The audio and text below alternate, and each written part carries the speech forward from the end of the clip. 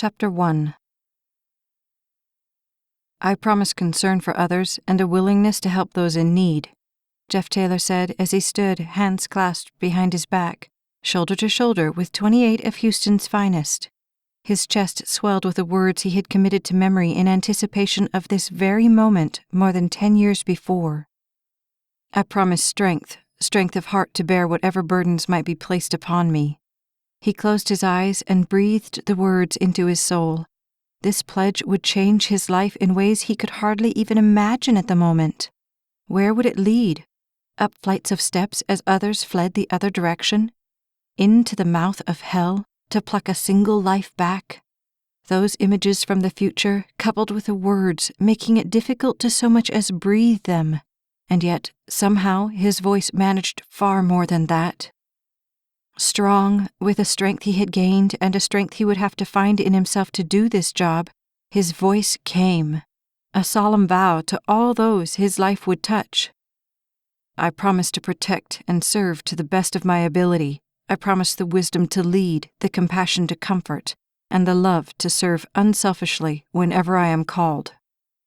A moment of silence for them all to breathe, one more moment affording a final opportunity to turn back. But like the image of those steps, he knew he never would. If someone needed him, Jeff Taylor, now standing at the door to his destiny, was ready and willing to help. I said I needed those reports by 2. What, were you hoping my desk would blow up and I wouldn't notice they weren't here? Lisa Matheson asked in fury as the phone shook in her hand. I don't need excuses. I am tired of excuses. I want them here in 5 minutes, or you can pack your things and I'll find someone who can actually do this job. Without bothering to say goodbye, she slammed the phone down, and her gaze swept the desk stacked a foot high. How was it possible that every single incompetent moron found their way into her office? They were everywhere, and each one had more excuses than the last one did. One carefully manicured set of nails sifted through the files on her desk, but without the latest sales reports, this information was useless. She hit the intercom button. Sherry, did Camden call yet? About 10 minutes ago. He's on his way. Terrific, Lisa breathed as she let go of the intercom button. More bad news. Camden was sure to jump ship the second he figured out her little agency couldn't even get a simple set of sales figures together. She had given her blood, sweat, and tears for the better part of a year to land the Camden Foods account. Now, she had it, and it was going to be gone before she so much as had a shot at really promoting it. It never ceased to amaze her how long it took to build something, and how very quickly it simply crashed down around her. One finger hit the intercom button. When Joel gets here with those reports, send him in. Sure thing. If she could just get organized before the next disaster hit, it would be nice. It would also be nice if she could sweep one hand across her desk and dump all of the problems there into the garbage. With a frustrated sigh, she reached for the folder she had been compiling since that morning, just as Joel not so much walked, but fell into her office. Nice of you to make it, she said icily. She held out a hand for the information in his. It's all there? The last 3 months, he said, nodding. However, when she opened the folder, her gaze fell across the tallies. No, this is last quarter. I've already got this. I need the newest quarter. Yeah, well, the newest quarter isn't over yet, so... No. Lisa lowered her tone as her gaze skewered through him. I need the figures for the newest quarter. Now. Well, you said the quarter. I thought you meant... Her head was really starting to hurt. Do you have the figures for this quarter or not? For last month, Joel hedged as he pushed his black glasses up on his nose. This month isn't. Then get me the figures for last month. But that's not. Get them. Oh, okay, Joel said, and although he looked like he wanted to add another excuse, One more look at her told him a quick exit would be best. "I'll be back." In frustration, Lisa twirled the single strand of auburn brunette hair that framed her face in a perfect arch. "Okay, this isn't so bad. I've got the newest mock-ups. I'll just show him those. I could probably wing the sales figures too if I had to." The intercom beeped. "Haley's online too." "No, no, no," Lisa moaned as she reached for the phone. "I don't have time for this." The phone was at her ear in one motion, and she breathed one quick breath to squelch all of her frustration. "Hey, Haley girl, what's up?" "I just wanted to make sure my maid of honor hasn't forgotten about our little shindig tonight," the sweet voice of Lisa's younger sister said, sounding even sweeter couched in the middle of the most magical month of her life. "No, I didn't forget, but I am a little busy trying to get away in time." "I can come by and get you if you want," Haley said. "Bryn and Chandra are going to meet us there." "I've got my car." "I know, but I also know you're liable to get buried 6 feet deep in that paperwork of yours and forget." "I wouldn't." "Be careful where you go with that statement. This is the same sister who sat at the airport for 6 hours waiting for you when you decided to drive from Dallas that time." Okay, come get me, but I wouldn't have forgotten this." Joel slipped into the room, and Lisa looked up at him, dreading the bad news he was obviously bringing. "Listen, Hal, I've got to go." 6. "Yeah, 6, Lisa replied, feeling the full weight of the duty fall on her shoulders. If she made it that long, life could only go up from there. With that promise, she hung up. Carefully, Joel handed her the folder. "Here they are, and I've got the ones for this month in there too." With her brain going in 7 directions at once, Lisa opened the folder and tried to focus on what she was looking at just as the intercom buzzed. "Mr. Camden is in the conference room," Sherry said. Lovely. Surrounded by the men who had become his best friends over the last 9 months, Jeff stood, drinking punch and laughing about the exploits they had traversed together. Like the time Dustin had fallen backward the first time they put the full gear on him, or when Craig got stuck in the door as he went through the obstacle course, and the time Ramsey slid down the pole holding his boots in one hand and his pants in the other. Ramsey, who was one of the 6 black men in their class, had never been the most organized among them, but down deep he had a heart as big as the Astrodome.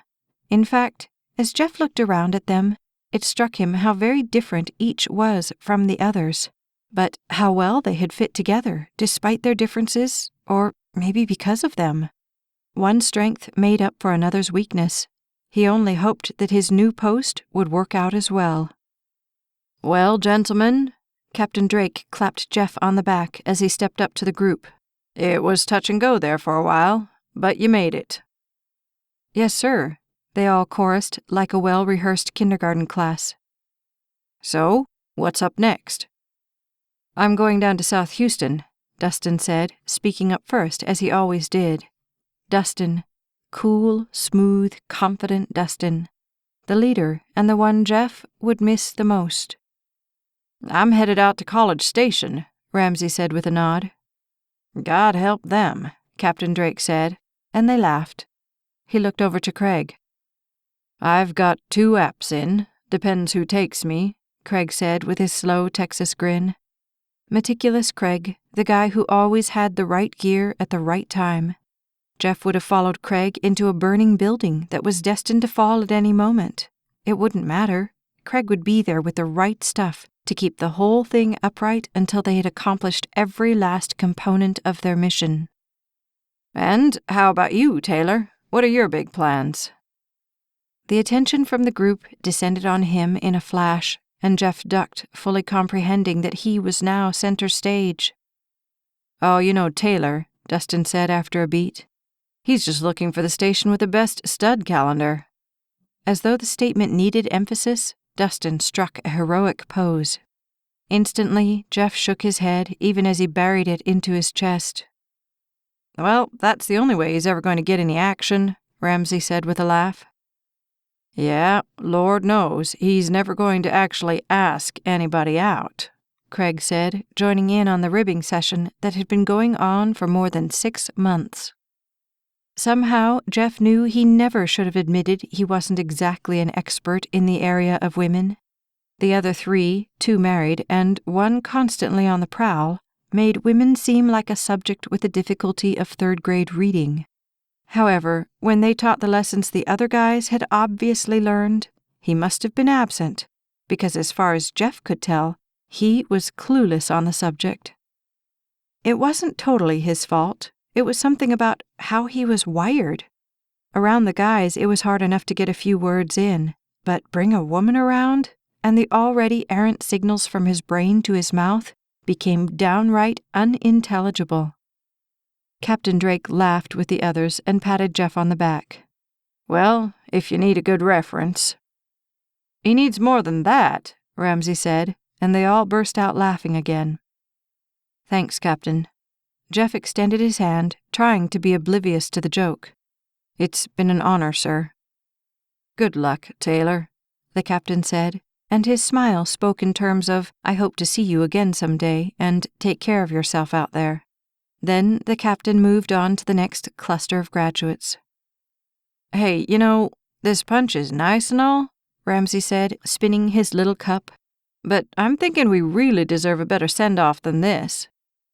What do you have in mind? Dustin asked as he took a drink of the punch. The Bar Houston? Ramsey said quizzically. He jerked his head over to the table where the wives sat. You can even bring them along if you want. Craig laughed. How generous of you. I try. Ramsey shrugged and downed the last of his punch. Even though I seriously hate the thought of diluting the opportunity pool. Know what I'm saying? So, you going to let my man Jeff come along too? Dustin asked, draping an arm over Jeff's shoulders. Why not? Ramsey said with a knowing smirk. You've got to actually talk for the prospects to notice you're in the hunt. I don't know. Jeff shrunk away from the thought. I'm kind of busy. What, polishing your boots? Ramsey taunted. It was too close to the truth to deny too vehemently, and Jeff scratched the back of his ear, wishing he could just disappear and be done with it. It's been a long day. And what better way to relieve a long day than a little one-on-one time with some very lovely ladies? Dustin asked. Then he looked at Jeff. Oh, yeah, I forgot who I'm talking to. They laughed as annoyance landed squarely on Jeff's chest. Fine, let's go. I knew it! Lisa jumped at the sound of her sister's voice suddenly in the middle of her office. However, she kept her gaze solely on the campaign spread across her desk. Knew what? You aren't ready yet. Haley crossed her arms in irritation. I am. Head down, Lisa wrote out the rest of her idea. I was just waiting on you. Uh-huh, and I didn't see you downstairs. I figured you'd come up and get me. Okay, so I'm here. Lisa's gaze never lifted from the drawings. You know, Hal, the whole bar thing really isn't my scene.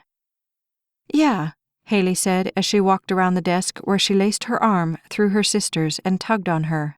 And if I'd let you, you'd hole up here forever and never go anywhere. Quickly, Lisa made one more mark before she allowed herself to be pulled up. And that would be a bad thing? Come on, Bryn and Chandra are waiting. Now this is a party, Dustin said as he draped one arm over the shoulders of his wife Eve, a lovely brunette who huddled in closer to him. Oh, I just hope the babysitter doesn't charge overtime, Craig's wife Bridget said, looking at her watch. Hey, Ramsey said with a definite scowl. Now, you ladies know I love you, but come on, babysitters, you're cramping my style. And what style would that be, RJ? Eve asked teasingly. You know. Ramsey slid out of the booth and did a smooth slide past the table. My style. Eve ran her hand down Dustin's chest. I'm just glad he didn't rub off on you while you were cooped up in that training thing with him. Lovingly, Dustin turned to her and rubbed the tip of her nose with his. "Me too." Yeah. While the two of you are getting all lovey-dovey on us, I'm going to go find myself a little action," Ramsay said.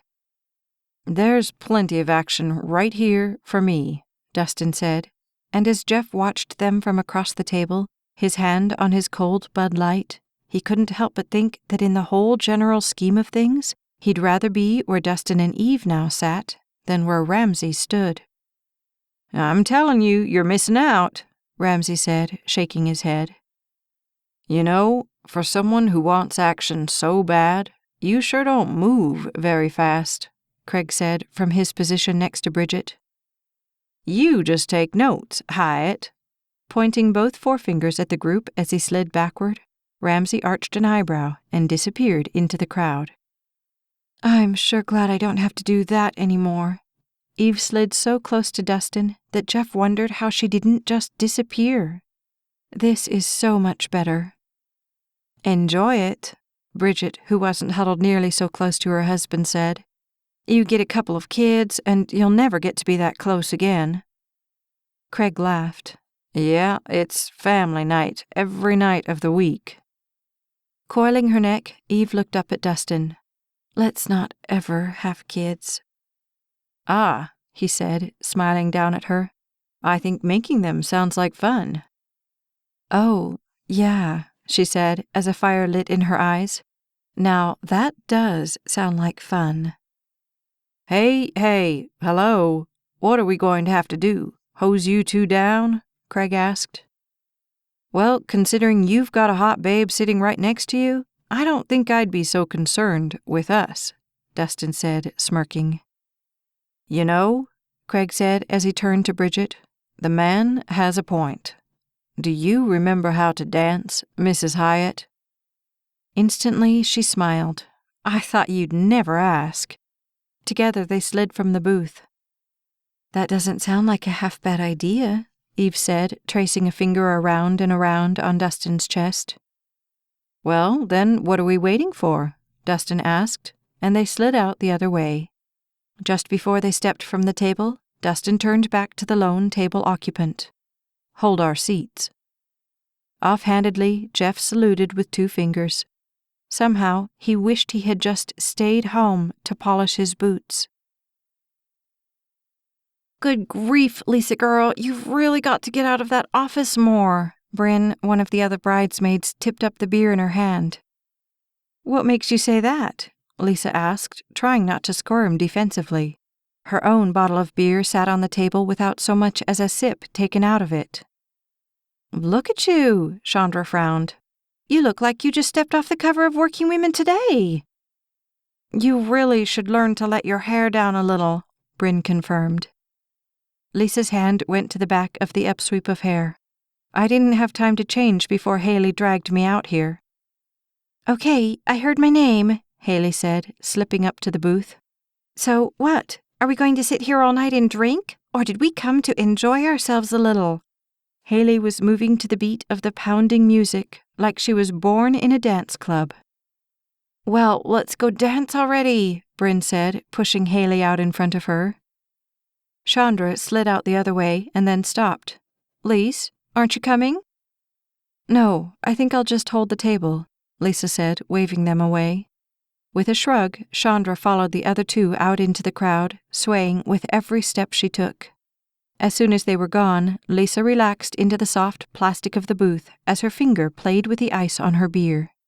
Haley. She was here because of Haley. Just remember that. Put a smile on your face and get through this. "Hi," a tall guy in a t-shirt and a baseball cap suddenly said, standing in front of her table. "I saw you sitting over here by yourself. I was wondering if you'd like to dance." The relaxation snapped right out of her spine as she sat straight up. "Oh, no. No thanks. I'm not really into dancing." "You sure?" He flashed that false smile she'd seen so many times it sickened her now. "I'd hate for you to just be left over here all by yourself." "No," she said, trying to smile, but the effort hurt her face. "Maybe later." He held out his palms in surrender. "Your loss," and he moved on through the crowd. Wishing she could just disappear, Lisa laid her elbow on the seat back behind her and put her fingertips to her forehead. This was pointless, utterly pointless. The whole idea of bars was to go and meet people and have fun. But she didn't want to meet anyone, and the last thing she had time for was fun. In frustration, she let her arm fall forward, where it immediately met up with a brick mildly resembling an arm. "Oh!" Instantly, she sat up as she looked across the booth back at the target she had surprise attacked. "I'm sorry." Her eyes widened as the guy sitting there yanked his arm away. "Oh, no, it wasn't you," he said with a visible swallow. "It was me. I wasn't paying attention. I'm sorry." "It's okay," she said, as her senses took in the strong yet quiet features, the black hair clipped neatly over his ears, and the gentleness of his blue eyes. She was sure she must be dreaming, and then he smiled, and she knew that in fact she was. In utter self-defense, she turned back to her table, holding the part of her arm that was now burning from that one single solitary brush with his. She could feel his gaze still on her, and quickly, if for no other reason than to quench the fire in her chest, she took a long drink of the ice-cold beer. When she set the bottle down, she wasn't sure if the headache she suddenly had was from the music, or the beer, or the fact that her eyes were trying desperately to move to the side of her head to get another look at him. "Come on, Lisa, get a hold of yourself," she breathed. "He's just like all the rest of them. Snap out of it." The girls picked that moment to conga line up to her table, with what looked like half the bar following them. "Come on, Lise!" Haley yelled, dancing and laughing and pulling her sister out of the booth. "Have some fun!" "Look at you, sitting here all alone," Bridget said as she and Craig followed the conga line back to the table and sat down. The pity in her eyes made Jeff's head fall of its own accord. Softly, Bridget laid a hand on his arm. "We've really got to find you someone, Jeffrey. You're making my heart hurt." Sheepishly, he scratched the back of his neck. "It's not so bad." He laid his arm over the booth back behind her, and his gaze followed it to the now empty table beyond. But he shook the sight of the angel ghost away from his consciousness. "I'm just glad you guys are having fun." "But you're not having any," Bridget said, frowning. Then she brightened. "How about you dance with me?" Dance?" Every awkward part of his body stood to attention. "Oh, I don't think—" However, she already had his other hand in hers. "That wasn't a question. You don't mind, do you, Craig?" Craig smiled at them as Bridget pulled Jeff out of the booth. "Just bring her back, okay?" Every step was torture for Jeff, all the way to the dance floor. There were things in life that he did well. Dancing was not one of them. On the floor, he tried to find the beat, but it kept moving on him. Side to side, not really dancing so much as just moving, he swayed. How did all the other guys make this look normal? It felt utterly foreign to every inch of his body. At that moment, he caught sight of Dustin and Eve slow dancing, although the beat was more of a jungle rhythm. He couldn't even dance the way you were supposed to with music like this, and he sure couldn't pull something like that off. No, for all intents and purposes, he was doomed to forever be the awkward one, to forever be the one that the world overlooked. But that was okay. He didn't need the spotlight. One true love. If he could just find that, the rest of life would be perfect. As he glanced again at Dustin and Eve, that was his one and only wish. Lisa's head was swimming by the time they made it back to the table, and in seconds a waitress appeared with a round of shots. "Oh no!" Lisa waved her hands in front of her. "None for me, thanks." "Come on, Lise," Haley said, laughing and begging at the same time. "Just one." It wasn't a good idea. She knew it. "Okay, one." The glasses were filled and Chandra raised hers. To Corey, who dang sure better know how lucky he is to be getting Haley. Here, here. In one motion, the other three downed their drinks as Lisa looked at hers, knowing how awful this was going to be. She squinted into the oncoming drink, counted to 3, and nearly choked when the sharp, stinging liquid assaulted her throat. "More dancing," Haley announced, jumping to her feet. The other two followed without question, but Lisa slunk back behind the table so they wouldn't notice her absence. When they were gone, she sat up and coughed again. Peeling her eyes from the back of her eyelids, she shook her head. Work was not going to be fun tomorrow. "No, no, no," the arm guy from earlier said, sliding into the other booth as he pushed the other two occupants back out to the floor. "That's enough for me. You two go, dance, have fun." Laughing at him, the guy put his arm on the lady's waist, and they disappeared into the crowd. For one moment, Lisa folded the edge of her napkin up and then down, fighting not to look over at him. It was crazy. He was just a guy at a bar, one of thousands. And yet... Without her permission, her gaze chanced across the divide between them, and the jolt from the pools of blue looking back at her sent her diving back to her side. He was looking at her. That wasn't good. No, no. That was not good. Her face went hot. Now he was going to think she was looking at him. Well, she was, but not because she wanted to. She really couldn't help herself. After all, where else are you supposed to look? At the table all night?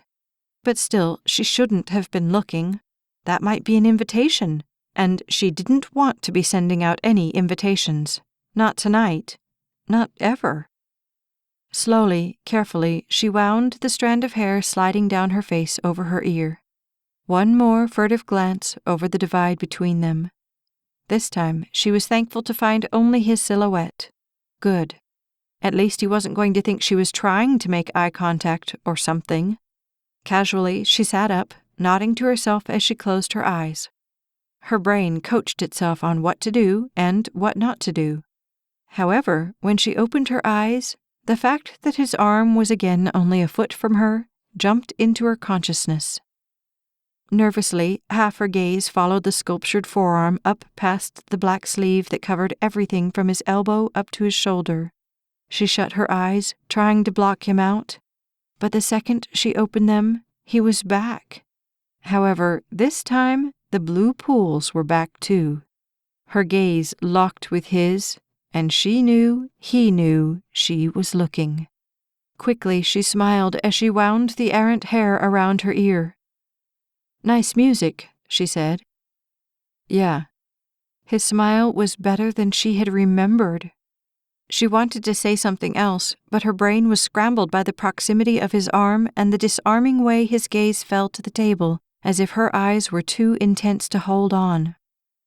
"You come here a lot?" she asked, wholly reprimanding herself for pursuing when she should be thankful he wasn't. "No, not really." He shook his head and shifted a little, and this time his smile was less sure. "We're celebrating." "Oh, really? Us too?" With her tone, she tried to coax his full gaze back to her, although she was only mildly successful. "My little sister's getting married next weekend." "Oh." This smile was stronger. "Lucky her." "Yeah, lucky me, too." Lisa shook her head and wrinkled her nose. "Bachelorette party. Woohoo!" This time he laughed outright. "Sounds terrible." "Well, as long as they don't drag me out there, it's not so bad." He nodded. "I hear you there." For a moment she sat, gathering her scattering sanity and trying to get her gaze not to notice the gold cross shining atop the solid black shirt at his neck. "So what are you celebrating?"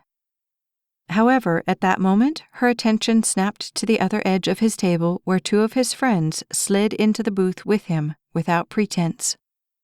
"Man, it's hot out there," the girl with the nearly black, wavy hair said, fanning herself with her hand as Lisa self-consciously slunk back into her own world. "Yeah, I'm sure it's the dance floor," Elbow Guy said with a laugh as he retreated back to his own table. "Hey, how would you know?" the guy in the skin-hugging brown gold pullover shirt asked. "It's not like you can tell from way over here." He took a drink. "Man, have you seen Ramsey? That guy's insane. He's got like a whole bachelorette party dancing with him." Lisa's ears tried to peel themselves from the conversation as she slid farther down into the booth. "Yeah, well, dancing isn't everything," Elbow Guy said as he laid his forearm on the booth back, causing the remaining sanity in Lisa's head to disperse. Lunacy. It was the far side of it. However, the alcohol or something had a hold of her, because Lisa's brain took a nice little journey to the middle of that hot dance floor with her in his arms, swaying in time with only one another. A low growl of disgust with herself crawled into her gut. Where was her willpower? He was a guy, after all. A guy! And that meant only one thing. Trouble. "Lisa girl, what are you doing sitting over here all by yourself?" Haley asked as she, Bryn, Chandra, and a tall, well-built black man danced up to the table. He had his arms around each of the two girls. "We found ourselves a fireman," Bryn said, loud enough for the whole bar to hear. "Hey," the man said, with a glance to the table next to them. "Well, look what we have here." Not one part of Lisa liked the sound of that statement. "Man, you ladies must have some seriously good compass directions going for you. These are the friends I was telling you about." Occupants from both tables looked across in surprise. "Ramsey, what did you do?" Pullover Guy asked, as though he was reprimanding a 2-year-old. "Two," Ramsey mouthed over the top of the girls' heads as he nodded and smiled. The darkness under the table was looking very inviting to Lisa at that moment. Pullover Guy waved them over. "Well, what are you standing over there for? Come, join us." "What do you say, ladies? Join us?" Ramsey's clothesline of a grip around Bryn and Chandra made arguing pointless as he led them over to the other table. Instantly, Haley stood to follow. "Come on, Lise." Lisa closed her eyes and exhaled. There was no way this was going to turn out well. This has been To Protect and Serve, Volume 1 of the Courage series. Written by Staci Stallings, narrated by Becky Dowdy. Copyright 2012 by Staci Stallings. Production copyright 2014 by Staci Stallings. This has been a Braveheart Audiobooks production. What's coming next? Find out. Like and subscribe to the Staci Stallings YouTube channel and never miss a second of the story.